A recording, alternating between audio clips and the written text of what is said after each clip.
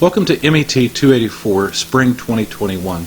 I looked at the class list and everyone on the list has been in one or more of my classes before. So I'm just going to give you a really quick overview of how I lay out things in Brightspace. You've probably already seen it, but just in case you've not been in a course with me in Brightspace, I lay it out very much like I did in Blackboard.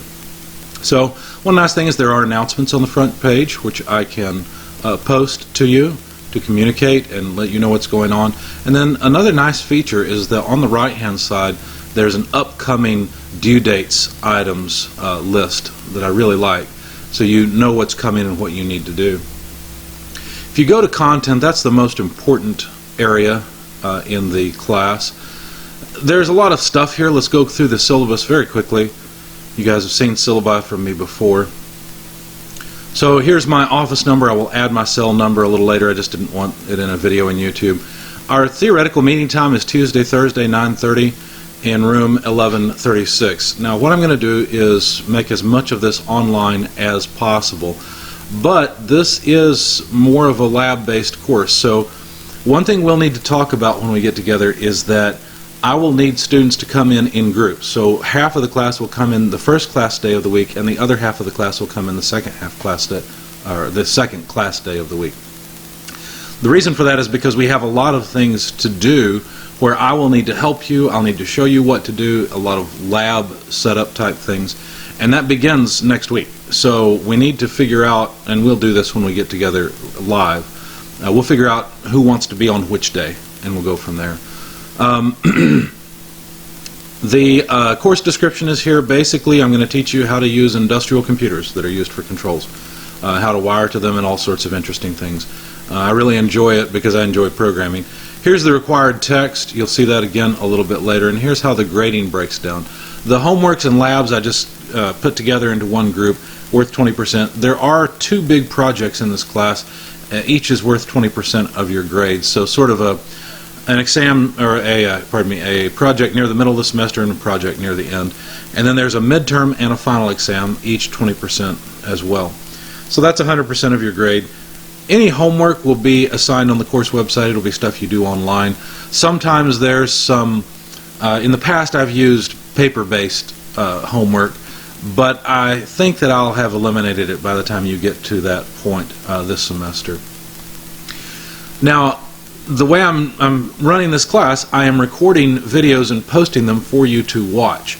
And to verify that you've watched them, I always have a little quiz at the end that's all, true, false questions. I think this time there's only 5 questions for the first quiz. So you can go through that quiz after watching the videos to verify that you have watched the videos. I do expect you to watch the videos on time, at least by Thursday at 11:30. But I would recommend you watch them as soon as they're available. I'm going to try and get them ready every Tuesday by 9:30 a.m., but I can't promise to have them done any time before then. Please don't cheat. I haven't caught students cheating in this class in the past. That's probably because it's a lot of practice. There's the only place you could really cheat easily, or well, not easily, but where there could be a significant cheat is probably the exams. I have caught students cheating in other classes though, so please don't. We won't be on campus enough, or very much. Well, I guess in this class we will more than others because of the labs. So there is an emergency evacuation map and guide in the room. Make sure you look at it and are familiar with it. If you get extra time on exams, if you need accommodations because of a disability, please let me know, because we need to plan time, extra time for you on tests and so forth. I will accept LinkedIn requests right now. In fact, I recommend that you send me a LinkedIn request if you haven't already.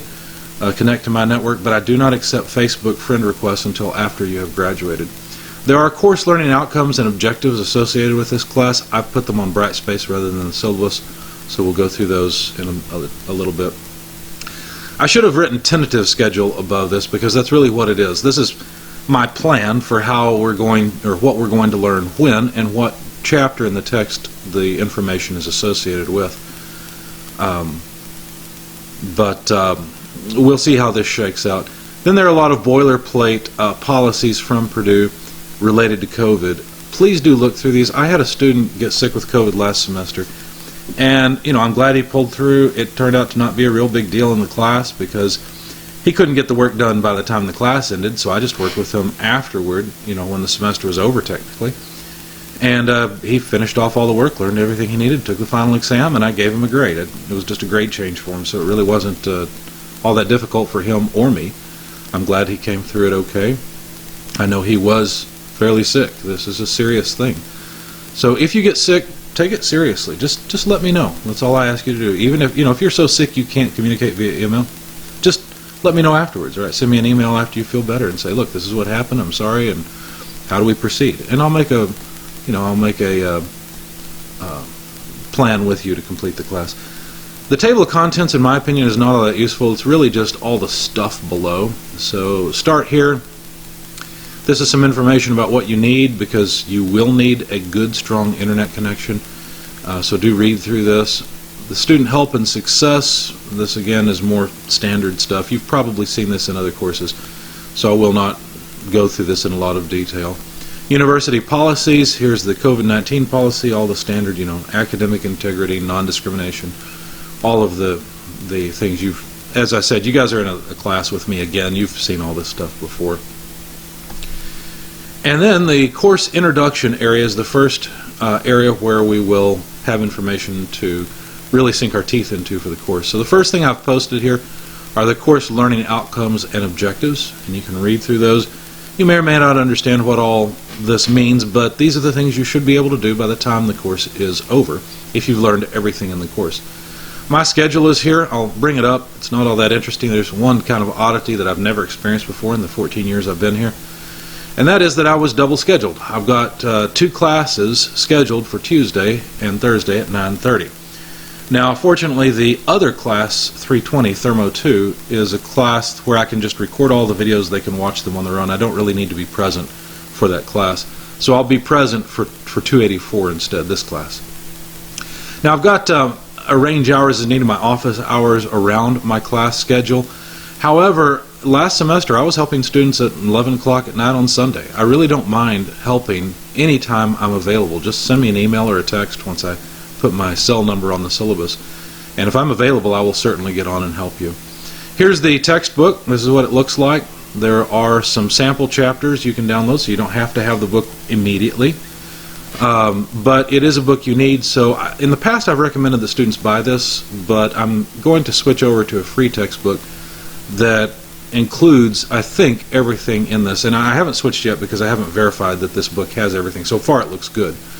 But for this semester, I want you to get this book. I would recommend you rent it. And there are some supplemental texts. The text that I was talking about that I think is really good, and I need to finish going through it, is this one, Lessons in Industrial Automation. So I would recommend downloading actually all 3 of these and having them in your library.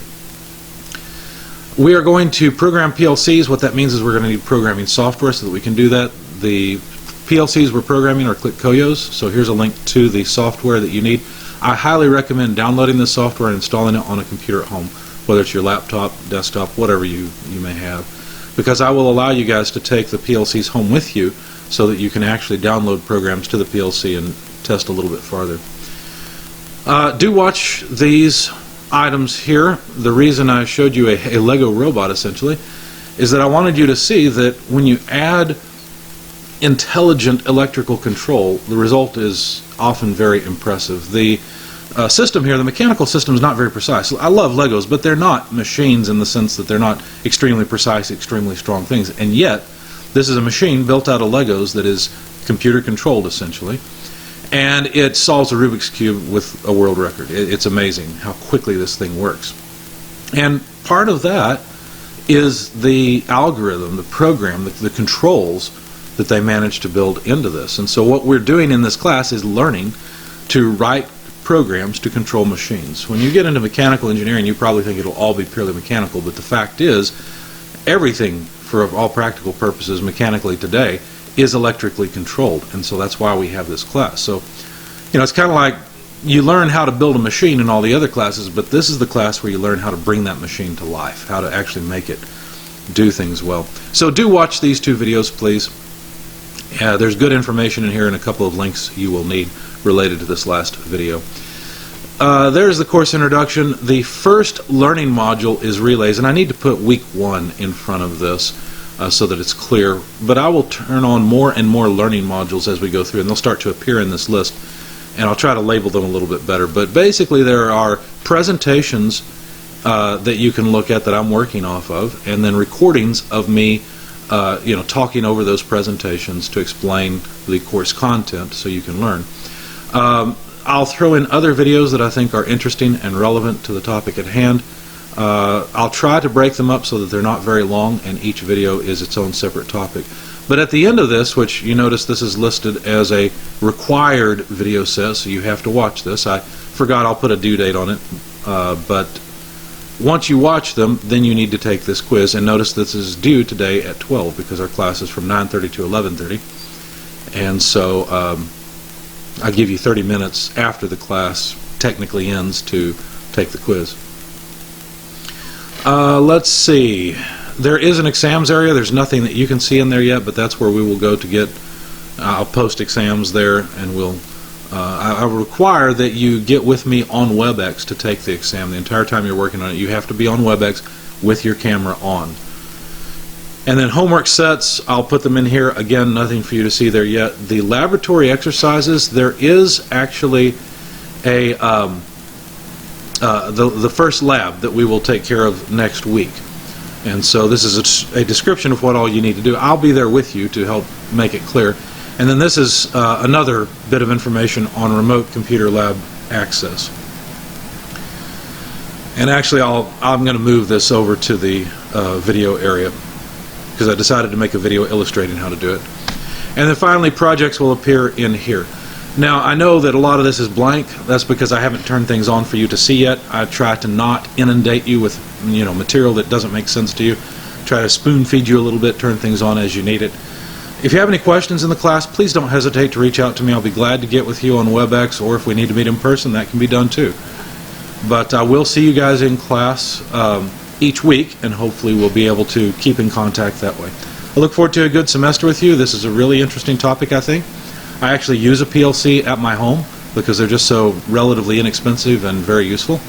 I use it to control my heating system, heating and cooling actually. I'll tell you more about that later. Look forward to a good semester with you, and that's it.